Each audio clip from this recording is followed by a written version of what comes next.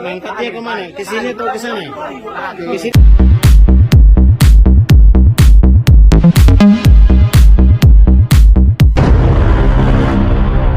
Assalamualaikum. Halo para sahabat pencari ilmu, dimanapun kalian berada. Apa kabar kalian hari ini? Insya Allah aku doain biar kalian semua selalu sehat ya. Amin. Kalian masih ingatkan misteri pembunuhan Brigadir J yang sangat rumit hingga menggegarkan Indonesia.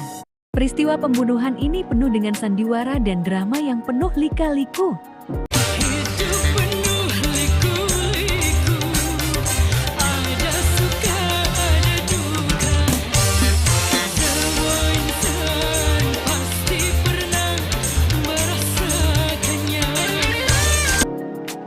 Eits, maaf, kok malah Jeti kasihkan nyanyi ya hihihi.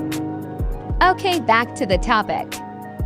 Pembunuhan Brigadir J yang memiliki nama lengkap Nopriansyah Yosua Huta Barat yang dilakukan oleh orang terdekatnya, yaitu Irjen Verdi Sambo, tetapi Verdi Sambo tidak sendiri karena banyak rekan-rekan yang membantunya.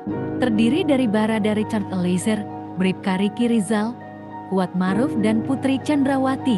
Dengan tindak pidana pembunuhan berencana pada KUHP pasal 340.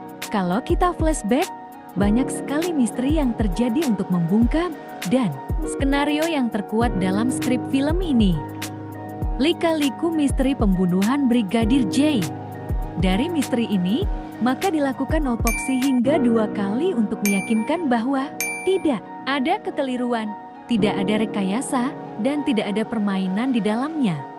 Pertama-tama, aku jelaskan secara singkat identitas Yosua.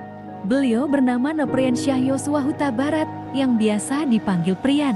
Lahir di Jambi, pada tanggal 29 November tahun 1994, yang berumur 28 tahun, bekerja sebagai polisi dengan pangkat brigadir yang masih terbilang muda, sekaligus menjadi ajudan Irjen Verdi Sambo.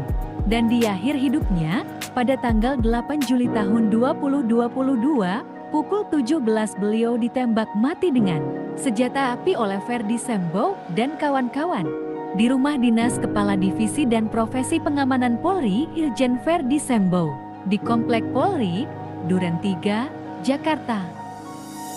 Sebelum aku ngebahas tentang otopsi ulang Brigadir J, aku akan ngebahas dulu tentang otopsi itu apa sih?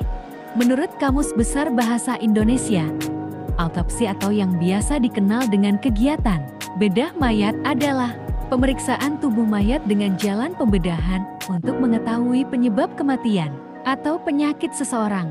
Sedangkan menurut buku yang berjudul Ilmu Kedokteran Forensik, penulis Ahmad Yudianto, otopsi adalah suatu penyidikan atau pemeriksaan tubuh mayat, termasuk alat-alat atau organ tubuh dan susunannya pada bagian dalam setelah dilakukan pembedahan dengan tujuan untuk menentukan sebab kematian seseorang, baik untuk kepentingan ilmu kedokteran maupun menjawab misteri suatu tindak kriminal. Ternyata banyak loh jenis-jenis otopsi di Indonesia. Pertama, otopsi anatomis digunakan untuk proses penyelidikan. Kedua, otopsi klinis digunakan untuk mendiagnosis atau mengetahui penyebab kematian. Dan yang terakhir yang paling ditunggu-tunggu untuk pembahasan ini, ketiga, otopsi forensik. Otopsi yang dilakukan atas dasar perintah yang berwajib untuk kepentingan peradilan, karena peristiwa yang diduga merupakan tindak pidana. Yang mulia, izin untuk kembali membahas Brigadir Yosua. Setelah otopsi pertama keluar, pihak keluarga dan publik merasa ada yang janggal dan rancu atas hasil otopsi pertama, hingga akhirnya dilakukan kembali otopsi ulang untuk mengetahui kebenarannya. Dan keluarlah hasil otopsi ulang pada tanggal 22 Agustus tahun 2022 yang diumumkan oleh Ketua Tim Forensik dari Perhimpunan Dokter Forensik Indonesia, Dr. Ade Firmansyah Sugiharto, yang memberikan pernyataan hasil otopsi ulang tewasnya Brigadir Yosua. Pertama, tidak ditemukan luka-luka di tubuh Brigadir J selain tembakan dari senjata api. Kedua, memiliki 5 luka tembak, 4 diantaranya tembak luar, sedangkan 1 tembakan peluru masih bersarang di tulang belakang. Ketiga, adanya 2 jari yang patah, yaitu kelingking, dan jari manis di tangan kiri yang disebabkan tersambar peluru tembakan. Keempat, tidak dibenarkan bahwa kuku Brigadir J dicabut. Selain itu, Dr. Ade Firmansyah pun menjawab atas persoalan kabar jika otak Brigadir J yang dipindahkan di bagian dada.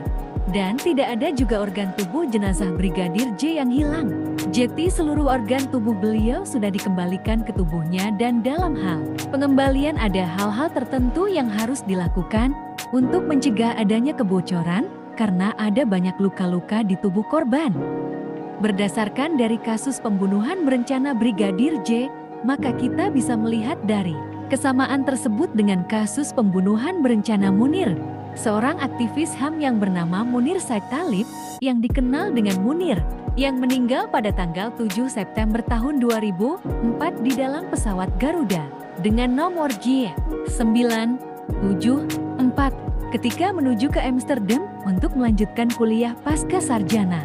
Dari tewasnya Munir yang membuat geger seluruh Indonesia hingga diadakannya otopsi di Institut Forensik Belanda untuk mengetahui penyebab meninggalnya Munir, dan ternyata Munir meninggal dengan diberikan racun arsenik pada makanannya dengan jumlah dosis yang sangat fatal.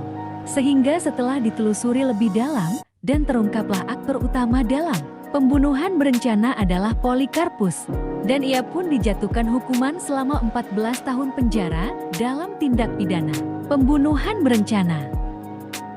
Maka, bisa kita simpulkan bahwa ilmu forensik dan otopsi sangat dibutuhkan untuk mencari tahu penyebab kematian seseorang. Dan untuk membuktikan kebenaran dalam kasus tindak pidana pembunuhan patut untuk dilakukan dengan sebenar-benarnya tanpa adanya kebohongan. Junjung tinggi yang namanya keadilan dan kebenaran untuk korban pembunuhan dan kerugian yang dirasakan. Dan jangan lupa, walaupun ada ilmu forensik dan otopsi, tetapi selalu ada Tuhan yang mengawasi ciptaannya. Hukuman dari Tuhan pasti akan dirasakan kepada siapapun termasuk pelaku pembunuhan. Jadi lebih baik kita menjadi manusia yang berakhlak dan dekat dengan Tuhan. Pesanku untuk kasus pembunuhan Brigadir J, semoga terungkap kebenaran yang terjadi dan tolong diusut tuntas kasus pembunuhan berencana yang dilakukan oleh Irjen Verdi Sambo dan rekan. Jangan ada kebohongan dan menutupi semua kebenaran. Ingat, Tuhan tidak pernah tidur dan Tuhan tahu apa yang terjadi sebenarnya. Selamat jalan Brigadir Yosua. Sekian lintas wawasan hari ini. Terima kasih telah menonton sampai selesai dan terima kasih atas perhatiannya. Apabila kalian suka dengan video ini, jangan lupa di-like dan subscribe channel ini. Dan apabila kalian ada pendapat lain tentang kasus pembunuhan Brigadir J ini, bisa di-share di kolom komentar untuk kita diskusi ini ya. Assalamualaikum para sahabat pencari ilmu. Sponsored by